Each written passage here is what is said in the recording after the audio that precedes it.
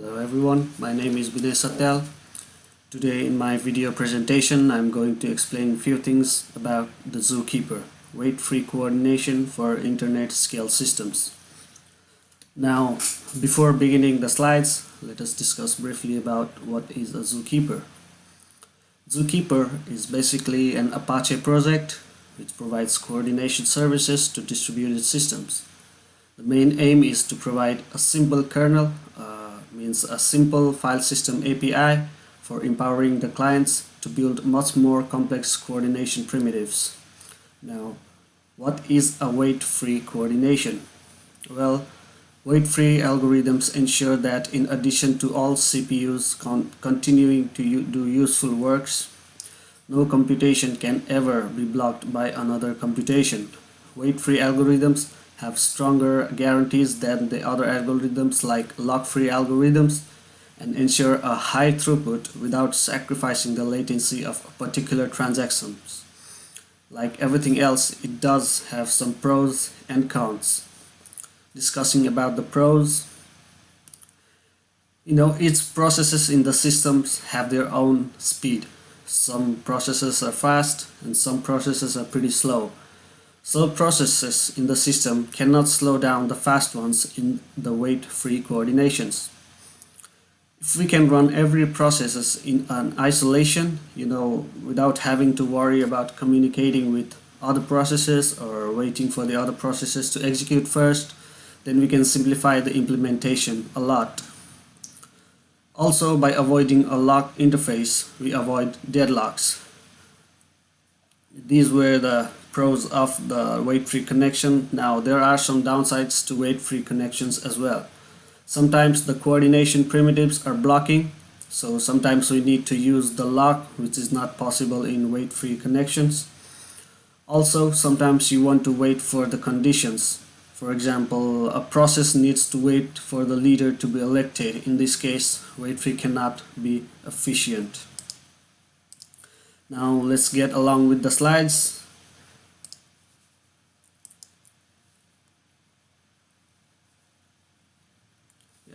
Before getting along with the slides, here are the overview of what we will be dealing with in this video. There's a brief introduction of distributed systems, then the coordination and its importance in the distribution system, types of coordinations in the distributed system.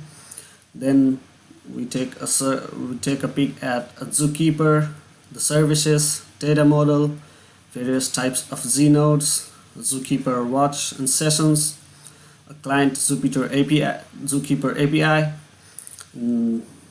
We'll also discuss about some of the examples of primitives like configuration management, rendezvous, group membership, and at last we will deal with the implementation of ZooKeeper. Now let us get along with the slides. What is a distributed system? Well, a distributed system is a collection of autonomous computers linked by a network using software to produce an integrated computing facility. They can either be physically close like local area networks, or they can be widely distributed like wide area networks. Distributed system provides various features like resource sharing. It does have a great fault tolerance as compared to the single system, centralized system, and the price to performance ratio in distributed system is much better as well. Let us discuss some of its advantages over the centralized system. It has a higher scalability, meaning that it can be expanded according to the requirement. Multiple machines can be added without affecting its performance. It is redundant as well. Multiple nodes can provide the same services, so if one of the node is down, the same kind of service can be provided by another node. It is much more consistent and reliable, and the ability to mask the errors in distributed system is high as compared to the centralized system.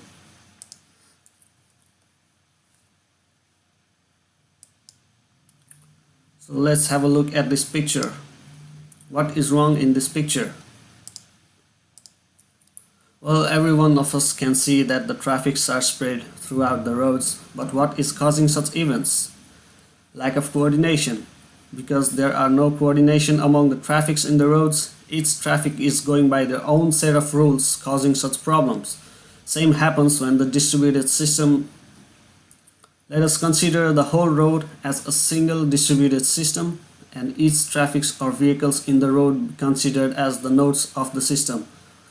Lack of coordination among the nodes can create a havoc, just like in the picture, in the whole distributed system. So it is very important that the nodes coordinate with each other during all kinds of events happening inside the distributed system.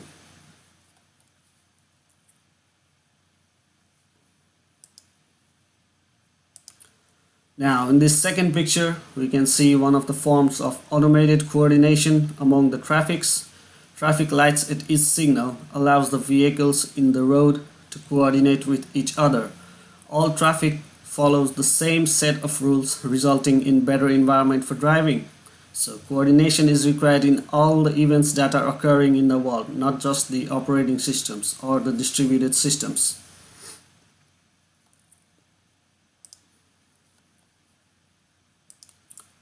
Now, what is a coordination in distributed system? Coordination in a distributed system means that all the nodes who are part of the distributed system must work along together as a group. Only then the system will reach its top efficiency and reliability. Here are some of the examples of coordination. First, we have group membership. Okay, what is a group membership? When you have a big application, you have lots of processes. These processes start up and some will die eventually, but since the application needs to grow, you add some more processes to it. This is called group membership. You have to know what set of processes you have to work with is group membership. The second one here is locking. Locking is one of the methods by which the nodes in the distributed system acquire the critical section. In this method, whichever node has access to the lock can access the critical section. Here as well, the nodes have to work together to pass or to acquire and release the lock after they are finished. The third one here is leader election. Now, oftentimes you want to designate a special processes to be in charge of something. Maybe in charge of certain tasks, or maybe master of some data sets. This is called a leader election. When the process start up, they need configuration to run with. These configurations are provided by the leader. As the process grows, there are some changes in the configurations, and those processes should get along with the new configurations. And while electing the leader, each and every process has a part in it. Now, the last one here is synchronization. One main problem in distributed system is that every node has its own local clock, which is of course different from the physical clock of the other nodes. So in order to synchronize their physical clocks, nodes should work in coordination. So here are some of the examples of coordinations that we discussed. Now let's get along to the next slide, which is about introduction to ZooKeeper. What is a ZooKeeper? In a simple definition, ZooKeeper allows distributed processes to coordinate with each other through a shared hierarchical namespace of data registers. ZooKeepers provides the operating system with the four main functionalities. They are listed here. Maintaining configuration information, for example, sharing the configuration information across all the Z nodes in the system. The nodes in the ZooKeeper system are termed as Z nodes, which is a short for ZooKeeper nodes. So maintaining configuration system, sharing configuration information across all the Z nodes in the system. Naming convention, for example, finding a machine in a cluster of 1,000 or 2,000 or tens of thousands of servers, which is a naming convention. Providing distributed synchronization, for example, building blocks for locks, barriers, and queues. And the fourth one here is providing group services. Our example, that's leader election is the example of group services. We just discussed it right now. Leader election is one of the most important sorry leader election is one of the most important part in the distributed system. So it is the leader election option is provided by ZooKeeper to the distributed system. The main motivation behind ZooKeeper is to allow distributed systems to implement the coordinations without having to build it from the scratch.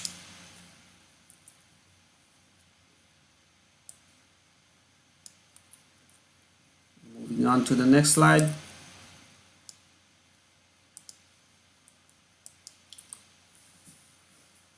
Okay, here's the ZooKeeper service model. The ZooKeeper service in the replicated mode. Each and every servers in ZooKeeper use replications so they store the so they maintain in-memory image of the state. Here we can see there are 8 clients and 5 servers running in the system. The service is replicated over a cluster of machines. These clusters of machines are termed as ensemble in ZooKeeper. Here in the middle you can see there's one leader. One server is termed as leader. A leader is always elected on service startup. The rest of the nodes elect a single leader. After the leader is elected, the remaining nodes or remaining machines, in this case the remaining servers, they are termed as followers. Here you can see each client is connected to a server. What happens if a server goes down? Well, in the ZooKeeper service model, if a server is down, these clients can connect to another available server and gain the same information from there as well. Now there are two types of requests in the ZooKeeper service model: read requests and a write request. Whenever a client sends a read request, the read request can be processed by any local ZooKeeper server and send the reply back to the client. But whenever a client sends a write operation, the write operation needs to go through the leader and needs majority consensus. For example, if a client sends a write request to the server, the local server has to forward it to the main leader server. The leader server processes it and broadcasts the information back to the local server. So this is how it works. Let's go on to the next slide.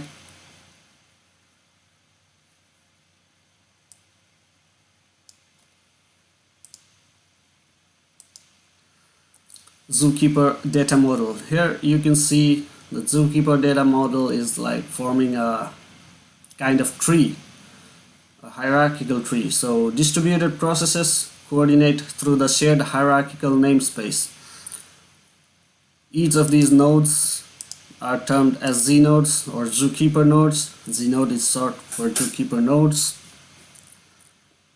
Here you can see this one is the root node.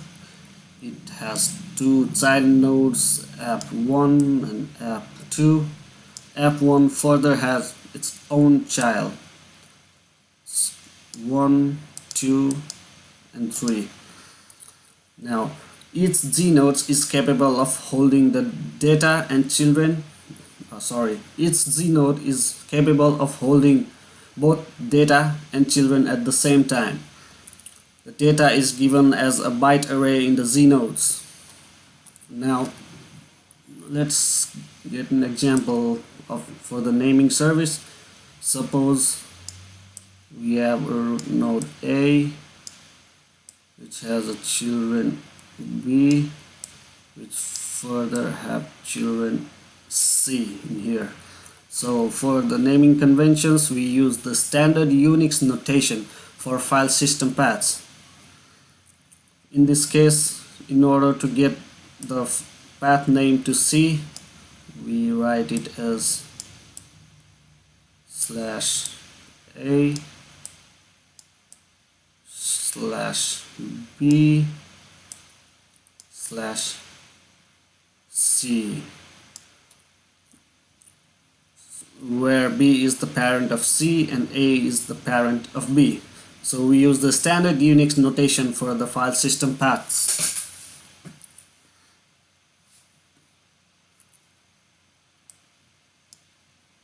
Now here is the topic on Z nodes. Here you can see a certain data model for a ZooKeeper service, and each of these nodes are referred to as Z nodes. Z nodes are basically a byte of array of about 10 KB of max.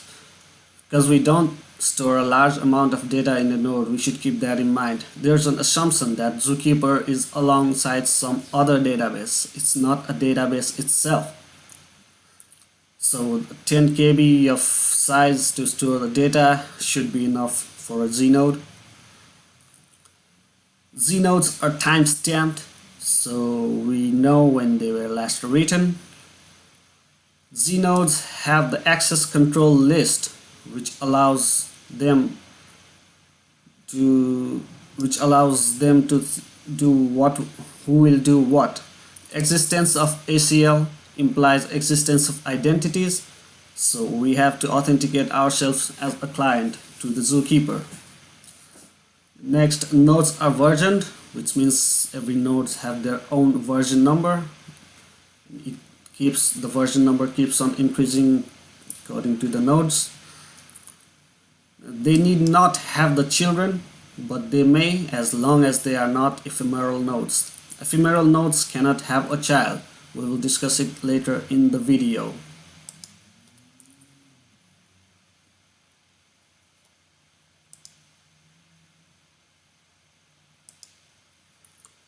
Now we'll have a look at the types of Z nodes. There are basically two types of Z nodes, regular and ephemeral. Clients, first talk about a regular. Clients manipulate regular Z nodes by creating and deleting them explicitly. Talking about ephemeral nodes, they are the temporary nodes. Whenever a client starts a session with a server, it creates an ephemeral node, which is a temporary node. Client creates an ephemeral Z node and they either delete them explicitly or let the system delete them automatically when the client's session terminates. Additionally, when creating a new Z node, a client can set a sequential flag. Nodes created with the sequential flags have the value of monotonically increasing counter attached to its name. If suppose, let us consider that n is the new Z node and p is the parent Z node for n Z node, then the sequence value of n is never smaller, never ever, than the value in the name of any other sequential Z node created under p. Okay, like if p is the parent node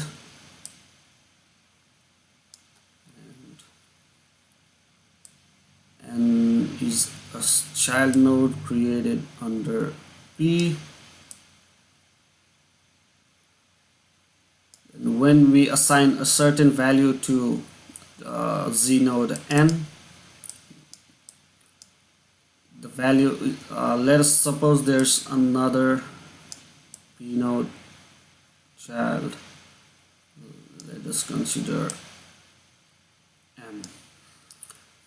When we set the value of n, then the value of n will never ever be smaller than the value of n or any other node created under P. Here's another node under P called O. The value of n is always greater than the value of m and value of O.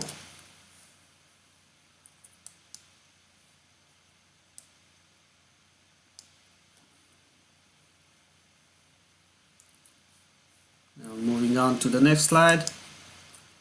Here we can have a look at a ZooKeeper client API.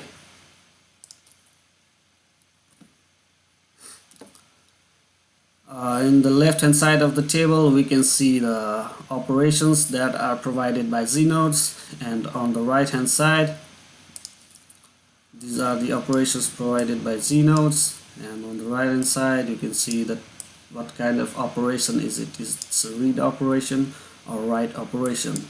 So let's describe each one of them. At first we have create, path, data and flags. A create is a write operation. This operation creates a znode with the path name path, stores data in an array and returns the name of the new znode. Flags enables a client to select the type of znode, whether it's regular or ephemeral, and set the sequential flag. Then we have a delete, path, version. Delete is also a write operation. Delete function deletes the znode path if that node is at the expected version. Exists, path, watch. It is a read operation. It returns true if the znode with the path name path exists and returns false otherwise. The watch flag enables a client to set a watch on znode. Get data, path, watch. It is a read operation. It returns the data and metadata such as version information associated with the znode.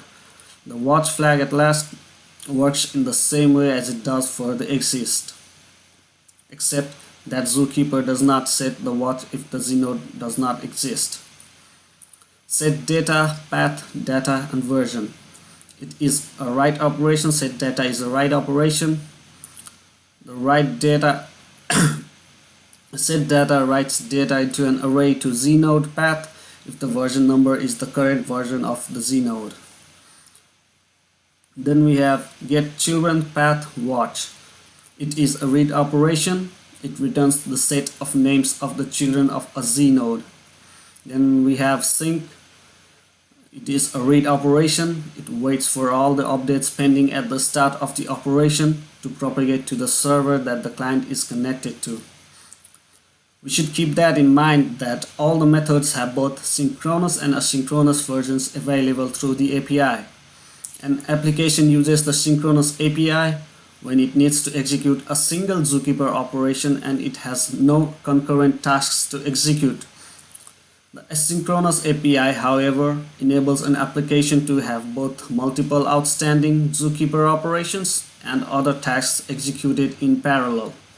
The ZooKeeper client guarantees that the corresponding callbacks for each operations are invoked in order. We should keep that in mind as well, that ZooKeeper does not use handles to access znodes. Each request instead includes the full path of the znode being operated on.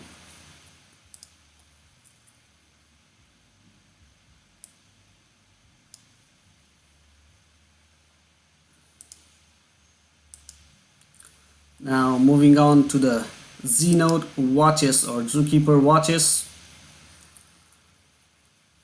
Clients can set watches on znodes. Watches means just like keep an eye on znodes. Clients can set watches on znodes.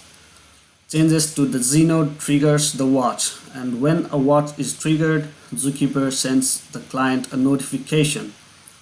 A ZooKeeper provides the notification in case of the following 4 events. If the node children is changed, if the new node is created, if the the node date has changed, and if any of the node is deleted. We should keep that in mind, that watches are also one-time triggers. If you want the continuous monitoring of the znodes, the watch should be reset after every event. Watches are always ordered. Client sees watched event before the new znode data.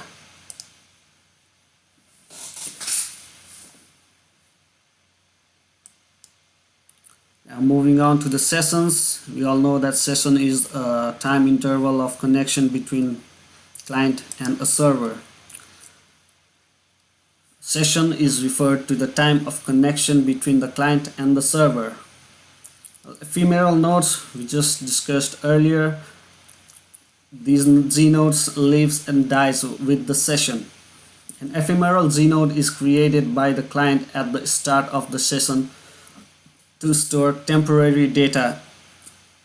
Once the connection is terminated, the ephemeral Z node dies with the connection. So because it dies with every single connection, the ephemeral node Z nodes cannot have any children.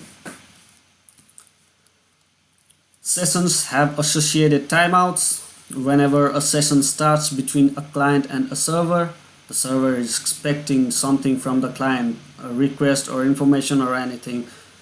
If the client is unable to send any requests during the allocated time, the server thinks that the client is faulty, and then the server terminates the ongoing session.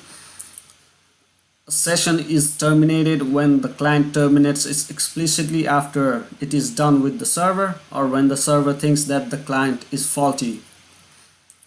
Sessions in ZooKeepers enable a client to move transparently from one server to another server within a ZooKeeper ensemble, and hence the sessions persist across all ZooKeeper servers.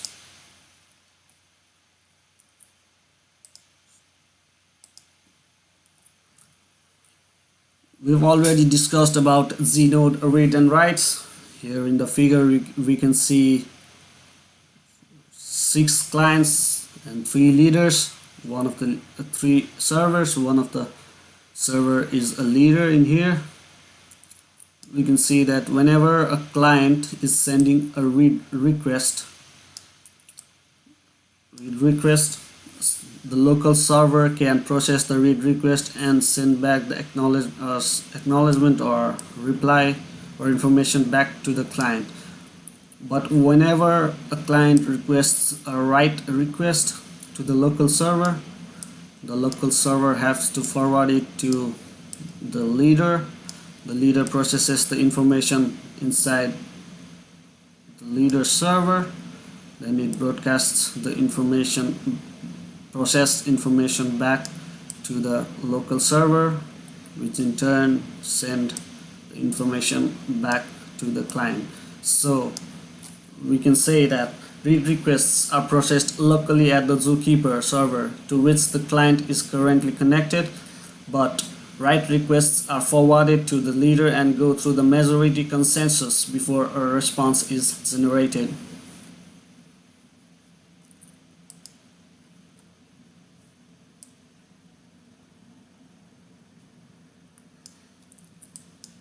Now here are some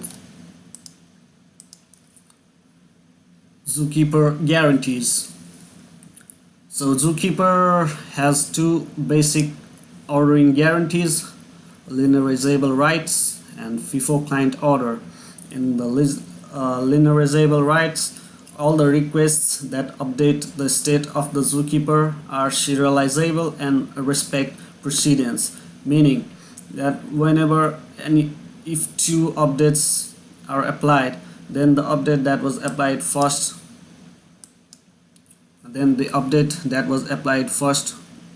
will be given the priority, and hence respecting the precedence of the events.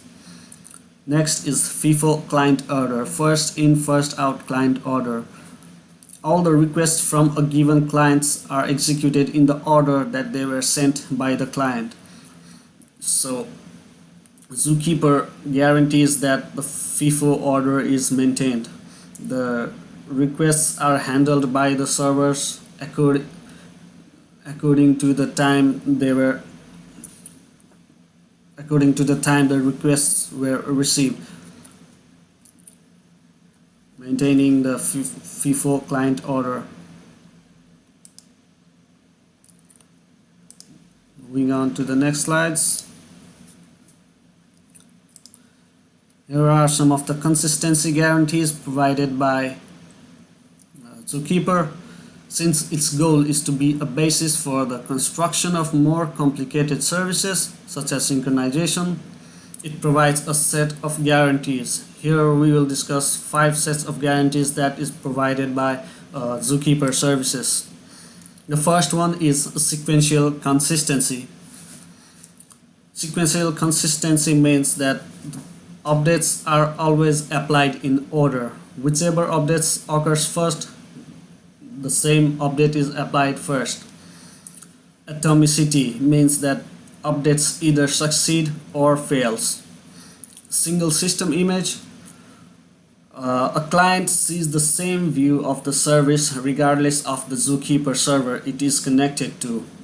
Now let's consider that a client is connected to a local ZooKeeper server and the ZooKeeper server crashes. The client has to connect to another ZooKeeper server, but the view of the server will remain the same for both the servers.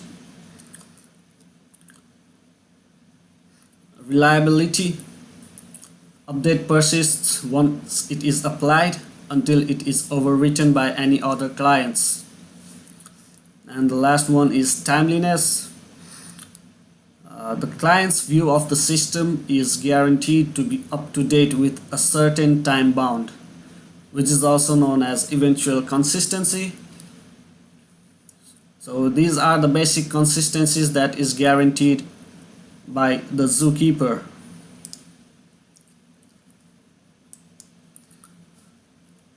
Here are some of the applications of ZooKeeper: the fetching service, Yahoo Message Broker, Kata. These are the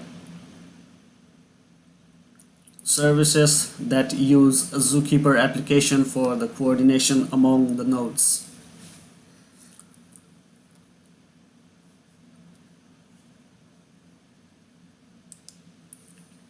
Okay, now we'll discuss about the example primitives of the ZooKeeper system. Here in the figure you can see there are clients connected to the ZooKeeper service. This whole is a ZooKeeper service and the configuration data is stored in here within the ZooKeeper service. At first the clients set watches. Clients are notified when the configuration is updated. Clients reset the watch, reads the latest configuration and then takes the appropriate action. In the configuration management, configurations are stored in Z node called ZC.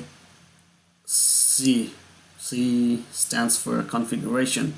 Z node. So the configuration information is stored in the Z node called ZC.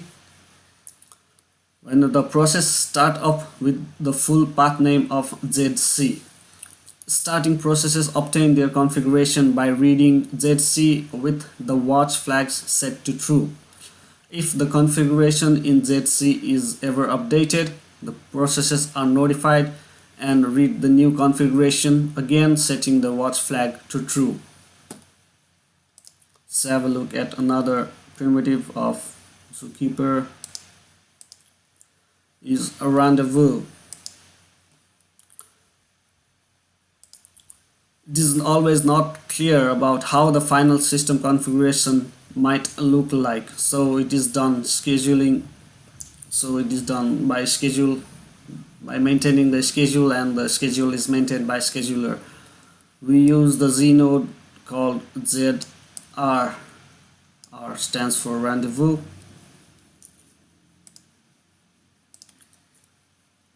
When the master starts it fills in ZR with information about addresses and ports it is using currently. When the worker starts or the followers start, they read ZR with watch set to true. If ZR has not been filled yet, the workers have to wait to be notified when the ZR is updated.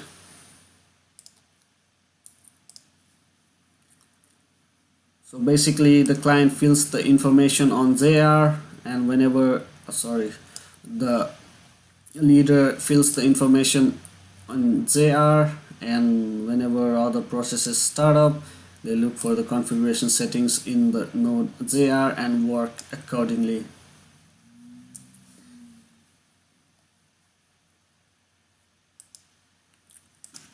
It's another primitive of ZooKeeper services. It is called group membership. Group membership is denoted by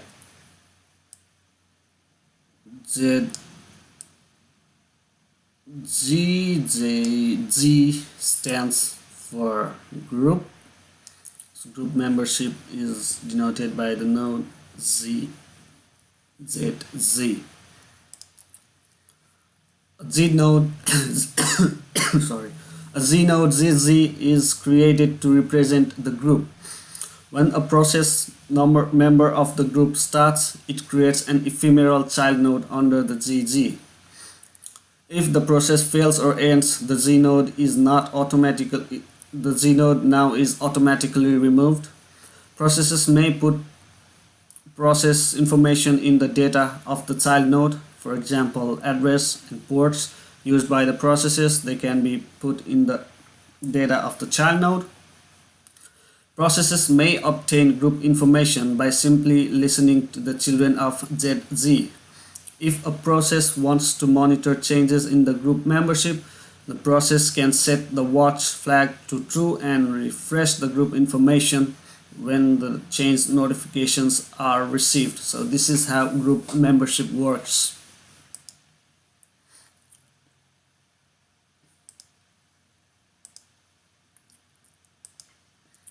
Now we'll move on to the ZooKeeper implementation. Here in the figure we can see how the ZooKeeper services are implemented. We can see the ZooKeeper service has got three parts in it: request processor, atomic broadcast, replicated database. Whenever a client sends a write request, it is received by the request processor, added TXN, and sends it to atomic broadcast. The atomic broadcast processes it at TXN and sends it to the replicated database, which in turn sends the reply to the client, which is on the other side. Now this is for the write request. In case of read requests, the read requests are sent directly to the replicated database, which processes it and gives the output to the client. So this is the basic functionality of the ZooKeeper, how it is implemented. As we can see, there are three parts in here: request processor, atomic broadcasts, replicated database. We'll have a look at each one of those in detail. At first, request processor. Okay, whenever the leader receives a write request, it has to take into account what will be the state of the system after the write request is applied, and transform it into the transactions that captures the new state. The future state must be calculated because there may be outstanding transactions that have not yet been applied to the database. When the leader receives a write request, it calculates what the state of the system will be when the write is applied and transforms it to transactions that captures the new state. For example, if a client does a conditional set data and the version number in the request matches the future version number of the Z node being updated, the service generates a set data TXN that contains the new data, the new version number, and the updated timestamps. If an error occurs, however, such as mismatched version numbers or the Z nodes to be updated does not exist, an error TXN is generated instead.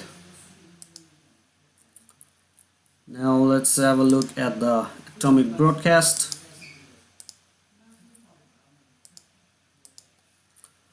All the requests that update ZooKeeper state are forwarded to the leader. The leader executes the request and broadcasts the change to the ZooKeeper state through ZAB which is an atomic broadcast protocol. Inside the atomic broadcast, all of the work is carried out by ZAB. The server that receives the client request responds to the client when it delivers the corresponding state change. Now ZAB, let's have a look at the figure once again. ZAB works in here. It is the atomic broadcast protocol. ZAB uses by default simple majority quorums to decide on a proposal. So ZAB and thus ZooKeeper can only work if a majority of the servers are correct. That is, with 2F plus 1 server, we can tolerate F failures. So if there are 2F plus 1 servers, we can tolerate F number of failures. ZAB guarantees that changes broadcast by a leader are delivered in the order they were sent, and all the changes from the previous leaders are delivered to an established leader before it broadcasts its own change. So ZAB maintains the first in first out client order.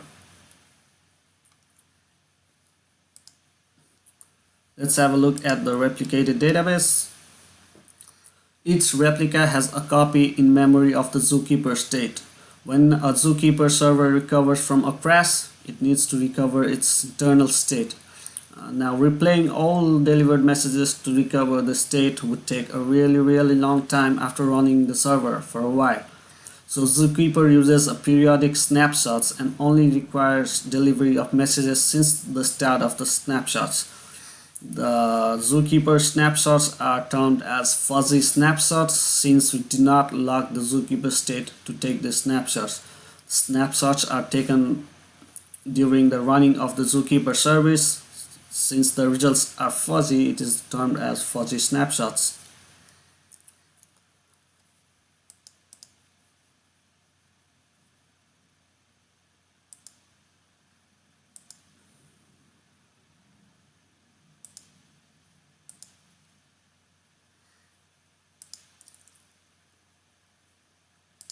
Now let's have a look at the client and server interactions. When a server completes a write operation, it also sends out accounts and clears notifications relative to any watch that corresponds to that update. Servers process the writes the leader server sends in order and do not process other writes and read concurrently in order to ensure strict succession of notifications. Note that servers handle notifications locally. Only the server that a client is connected to tracks and triggers the notification for that client. So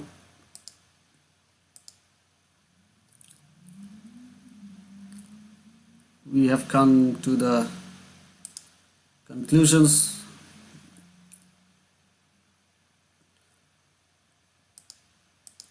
Here are the conclusions that we can take out from the videos.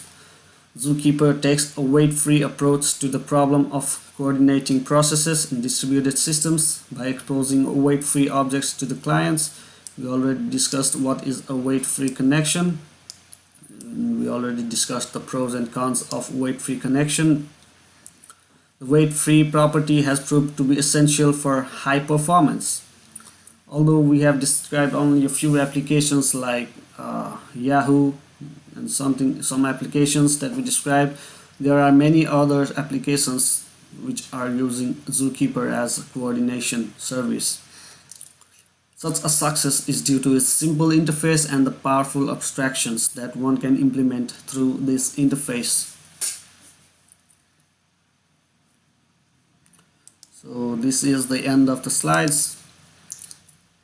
Here are some of the references I used while creating the slides and creating the videos. You can have a look at these references.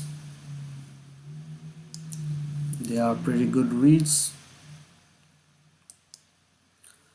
And while doing the research, I found some of the possible questions that may arise inside the ZooKeeper topic.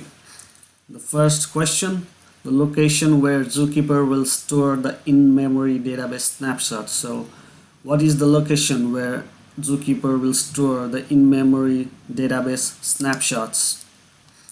The ZooKeeper stores the in-memory database snapshots in its data directory called data dir. It's called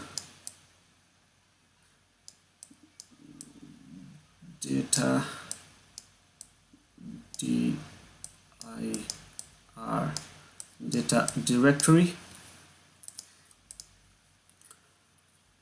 The location where ZooKeeper will store the in-memory database snapshot, its data directory, and unless specified otherwise by other clients, the transaction log of updates to the database are stored in the data directory as well. Now the second question, what is the ZooKeeper daemon name? I researched a lot, found out the daemon name for ZooKeeper, and it is Quorum Pure Main. It's like QUORUM,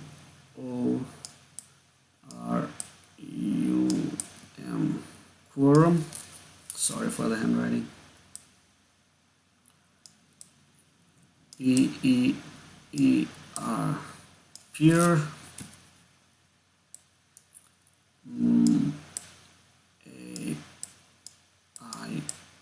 Main, Quorum Pure Main.